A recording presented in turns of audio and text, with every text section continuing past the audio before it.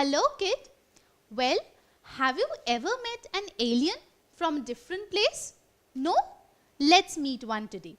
Well, his name is Jadoo, and Jadoo has come on planet Earth for the first time. Well, when he came, he saw that our Earth is very different. He saw different kinds of plants, animals, places, human beings. He was all excited to see so many new things. So, Jadoo went to different places like the mountains where he saw snow and the different plants and animals on the mountains. Next, he went to the desert where it was full of sand and there was very scarce vegetation on it. Even Jadoo went near water bodies.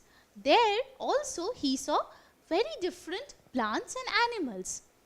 Then he saw that along with the different places, the plants, the animals, even the human beings were very different. So Jadoo thought of studying the different plants, animals and human beings. But he saw that collecting an animal from the desert or from the mountains or from under the water was very difficult. So Jadoo thought of starting his study with plants. Now why do you think there are so many different plants, animals and human beings on the different places on Earth? Well, because there are so many different adaptations. Now what is an adaptation? Let's find out. Well, this is the definition of adaptation. See what it speaks. The physical changes in any living being which helps it to live in its habitat is known as adaptation. So what is adaptation? Adaptations are physical changes in any living being like a plant, animal or human being which helps them to stay in their place known as habitat. So Jadoo first started collecting the plants from the plain land. So first he collected a branch from the mango tree. After that he went to the desert and there he found only cactus. So he collected a cactus. After the plain land and the desert, now Jadoo went to the mountains. So there he saw the pine tree and collected a part from it. And finally, after all the other three, he went near water body. So what did he collect there? Well, he collected lotus. So now Jadoo had all the different plants from 4 different places. Which are they? So he collected mango from the plain land.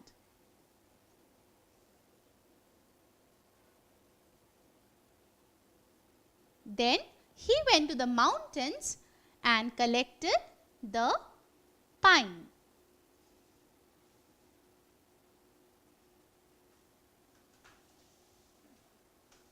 After that, he went to the desert and collected the cactus. And finally, after that, he went to the water body and collected lotus.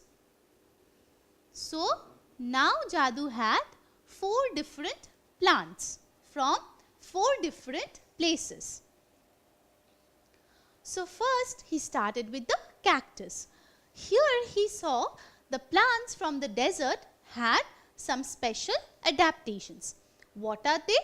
So if you see over here in the cactus, the leaves have been converted into thin needle shaped structures known as the thorns. Do you know why is this? Because in the desert there is a scarcity of water.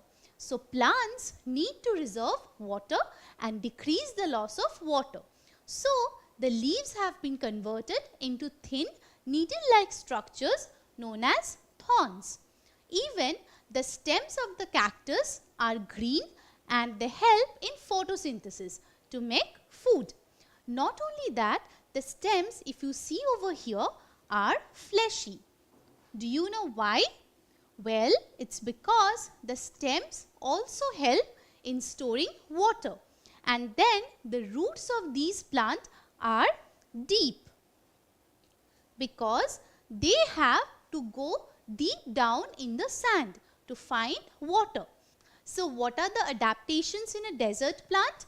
First, they have got thorns instead of just normal leaves. Then the stem is fleshy and green for making food.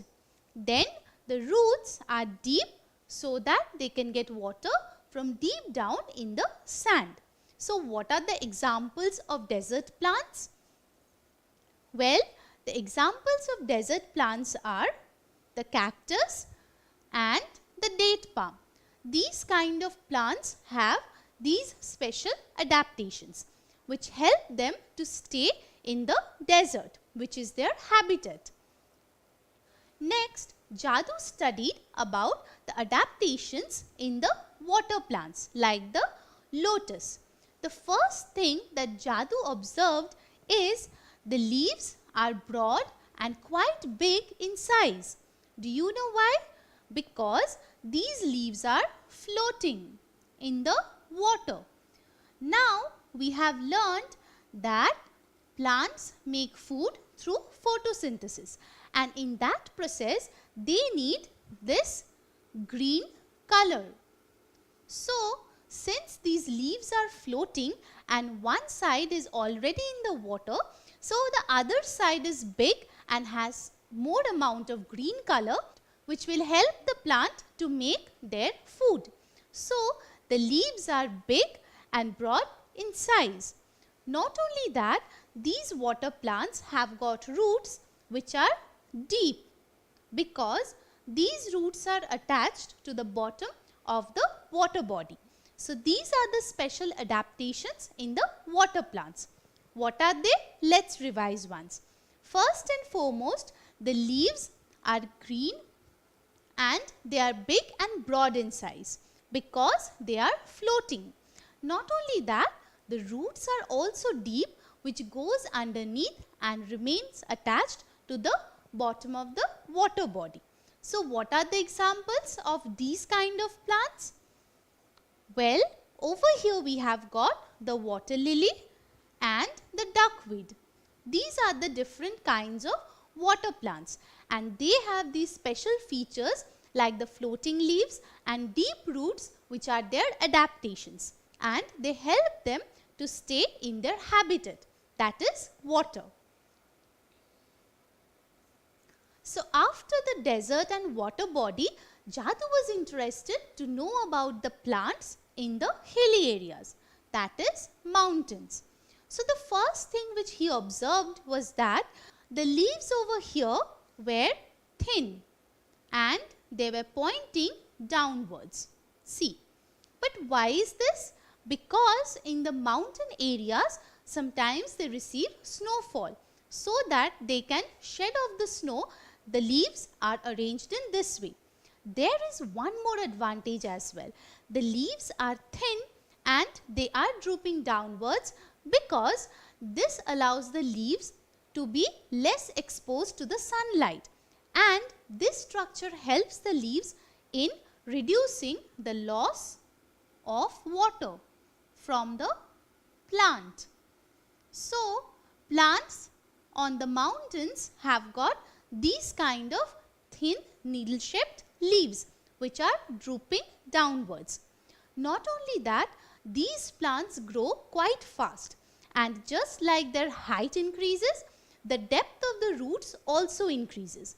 So they have got long, deep roots.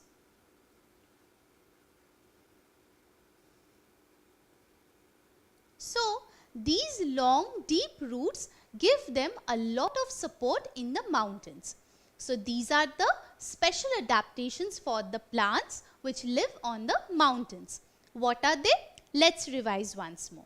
First thing is, their leaves are thin and they are drooping downwards, which helps them in reducing the loss of water and also to get rid of the snow.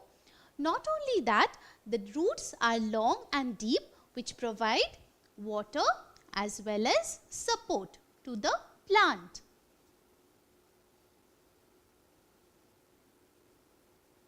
So, these kind of special adaptations help these plants to stay on their habitat, that is the mountains. So, what are the examples of them? Well, first we have got the pine and next we have got the fir. So, these trees live on the mountains with these special features which are known as adaptations.